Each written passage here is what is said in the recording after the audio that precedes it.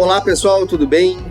São vários os fatores de escassez de mão de obra nos setores da construção, do mobiliário, das marmorarias e olarias. Mas podemos apontar três principais. O primeiro deles é a exigência de esforço físico.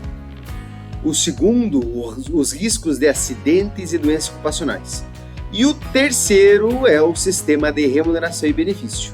E é sobre isso que nós vamos falar rapidamente nesse vídeo.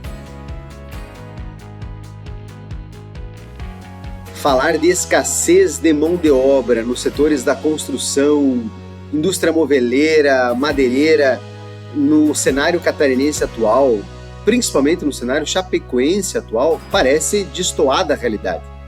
Porém, não é isso que nós percebemos no dia a dia. E Santa Catarina tem empregado muito bem. Veja o Cadastro Geral de Empregados e Desempregados, o CAGED do Ministério do Trabalho. Registra o CAGED para Santa Catarina em fevereiro de 2024 o saldo positivo de 26 mil vagas com carteira assinada, resultado de 163 mil admissões e 137 mil demissões.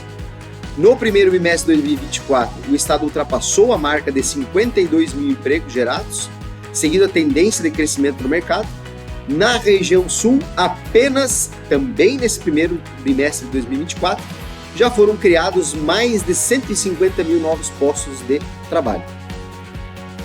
Mas Chapecó continua numa escassez de mão de obra, principalmente no setor da construção. E é importante, já que nós estamos falando sobre a terceira hipótese de escassez de mão de obra, sistemas de remuneração e benefícios, nós analisarmos o seguinte quadro comparativo. Veja a comparação de benefícios entre a indústria frigorífica local e a indústria da construção, mobiliário, cerâmicas e marmorarias. Programa de participação dos lucros e resultados, prêmio assiduidade, vale-refeição, seguro de vida, prêmio por tempo de serviço, plano de saúde Unimed, plano odontológico, transporte gratuito, convênios com farmácias e ainda pisos salariais diferentes, sendo que na indústria frigorífica os pisos salariais são maiores. O Citicom Chapecó, por sua diretoria, tem se empenhado ao máximo em buscar negociar com as empresas sistemas de remuneração que sejam atrativos para os seus trabalhadores e para as empresas. Porém, infelizmente, isso não tem avançado. Veja que, por exemplo, no ano de 2022, por iniciativa do Citicom Chapecó, foi criado um sistema de premiação e produtividade, do seu ponto de vista jurídico, mas que teve participação na sua construção, na construção da cláusula de RHs, de empregados, de empresários que vieram até a sede do Citicom e acho que por umas 5 ou 6 vezes foi então feito reuniões e construída essa cláusula, que infelizmente não avançou. Algumas empresas têm adotado, já firmaram o acordo coletivo, mas infelizmente nem como opção isso foi aceito em convenção coletiva de trabalho. Qual é a ideia? A ideia é incentivar esse sistema de premiação e produtividade. E o que isso significa? Que por acordo coletivo de trabalho, que oferece, que disponibiliza, que obtém uma segurança jurídica, as empresas e os trabalhadores com a entidade sindical possam afirmar esse sistema de premiação que basicamente estabelece o seguinte: numa produção ordinária que o trabalhador tenha mensalmente, ele já está sendo remunerado pelo seu salário, contraprestação pelo serviço prestado, salário base e, enfim, com os adicionais que compõem a remuneração. Agora, aquilo que ultrapassar a essa produtividade ordinária, ou seja, aquilo que for produzido extraordinariamente, será então premiado nos termos do artigo 452, parágrafo 2º e parágrafo 4º da CLT. É possível fazer isso?